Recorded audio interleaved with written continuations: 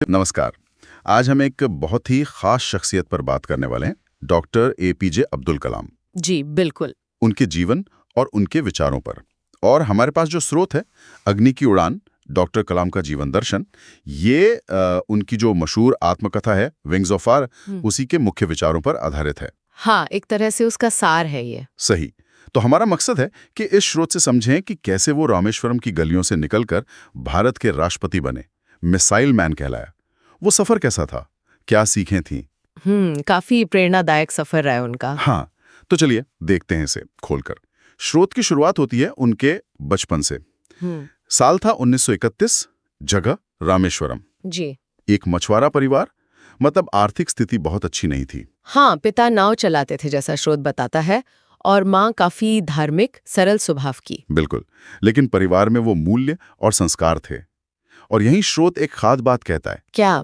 कि भाई, गरीबी कभी भी आपके सपनों की सीमा तय नहीं कर सकती। ये बहुत दिलचस्प है। मतलब स्रोत सिर्फ वो बाहरी संघर्ष नहीं दिखा रहा, बल्कि वो अंदरूनी ताकत, वो पारिवारिक मूल्य, उस पर जोर दे रहे हैं। हाँ, ये दिखाता है कि एक मजबूत नींव कितनी जरूरी है किसी भी ऊंचाई तक पहुंचने के लिए। बिल्कुल सही। और ये जो अंदरूनी ताकत थी, वो उनकी पढ़ाई में भी नजर आती है। कैसे? स्रोत बताता है कि कैसे उन्होंने अखबार बेचकर पढ़ाई का खर्चा निकाला। सोचिए। हाँ, ये बात तो बहुत सुनी है उनके बारे में, आत्मनिर्भरता बचपन से ही। हाँ, और विज्ञान और गणित में उनकी रुचि बहुत गहरी रुचि थी। और इसी वजह से वो मद्रास इंस्टीट्यूट ऑफ टेक्नोलॉजी पहुंचे।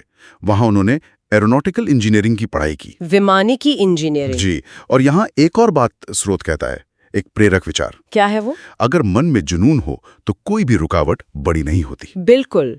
और स्रोत ये भी साफ करता है कि उनकी शिक्षा सिर्फ वो किताबी ज्ञान नहीं थी। हाँ, वो अखबार बेचना, मेहनत करना, ये सब उनके व्यक्तित्व का हिस्सा था। उनका संकल्प दिखाता है। और इंजीनियरिंग की पढ़ाई ने तो खैर उनके भविष्य की दिशा ही तय कर दी। हाँ, वैज्ञानिक योगदानों की नींव रखी। जी, खासकर भारत के जो अंतरिक्ष और रक्षा कार्यक्रम है उनके लिए। और यहीं से फिर उनके वैज्ञानिक जीवन का सफर शुरू होता है, डीआरडीओ में, फिर इसरो में। हाँ, डीआरडीओ यानी रक्षा अनुसंधान और विकास संगठन, और इसरो भारतीय अंतरिक्ष अनुसंधान संगठन। जी। स्रोत में उनके काम का जिक्र है, खास तौर पर SLV-3, भारत का पहला स्वदेशी सैटेलाइट लॉन्च व्हीकल, उसका नेतृत्व उन्होंने किया। ये बहुत बड़ी उपलब्धि थी। सिर्फ एक रॉकेट लॉन्च नहीं था वो। सही। स्रोत के मुताबिक वो भारत की तकनीकी आत्मनिर्भरता का एक प्रतीक बन गया था। और फिर मिसाइलें, पृथ्वी, अग्नि। हाँ, उनका विकास ये सिर्फ हथियार बनाना नहीं था। स्रोत इसे राष्ट्रीय सुरक्षा को मजबूत करने के एक मिशन की तरह देखता है। और 1998 का जो पोखरण परमाणु परीक्षण था, हाँ, उसमें भी उनकी भूमिका। जी, स्रोत उसे भी इसी नजरिए से देखता है कि उनकी सोच हमेशा देश की जरूरतों से जुड़ी रही। और स्रोत ये भी बताता है कि ऐसा नहीं कि सब पहली बार में सफल हो गया, शुरुआती नाकामयाबियां भी थी। बिल्कुल। SLV-3 के शुरुआती लॉन्च सफल नहीं रहे थे। हाँ, लेकिन उन्होंने हार नहीं मानी।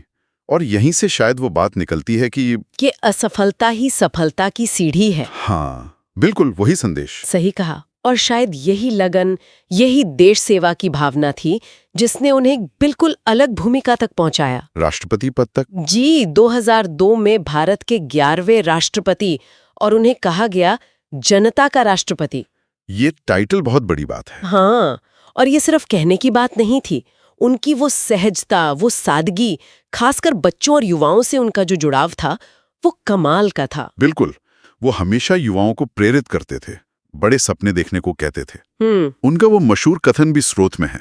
कौन सा? सपने वो नहीं जो आप सोते वक्त देखते हैं, सपने वो हैं जो आपको सोने नहीं देते। हाँ, ये तो बहुत प्रसिद्ध है। ये सिर्फ एक वाक्य नहीं लगता, है ना?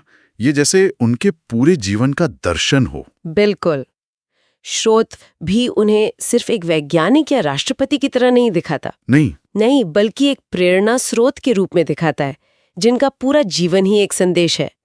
उनकी सादगी, विनम्रता, देशभक्ति, ये सब मिलकर एक ऐसी शख्सियत बनाते हैं जो आज भी लाखों लोगों को प्रेरित करती है। सही कहा। तो आखिर में स्रोत कुछ मुख्य संदेशों को एक साथ लाता है। जैसे कि कठिनाइयों से डरो मत, उनका सामना करो, असफलता से सीखो, और ईमानदारी, कड़ी मेहनत, इससे कुछ भी हासिल किया जा सकता है, इस पर विश्वास रखो। तो कुल मिलाकर स्रोत यही बताता है कि विंग्स ऑफ फायर सिर्फ एक आत्मकथा नहीं है। अच्छा। ये एक तरह से प्रमाण है कि अगर आपके सपनों में उड़ान है, इरादों में मजबूती है और दिल में देश के लिए सच्ची निष्ठा है, तो साधारण पृष्ठभूमि से आकर भी आप असाधारण बन सकते हैं। वाह, ये वाकई उम्मीद जगाने वाली बात है। बिल्कुल।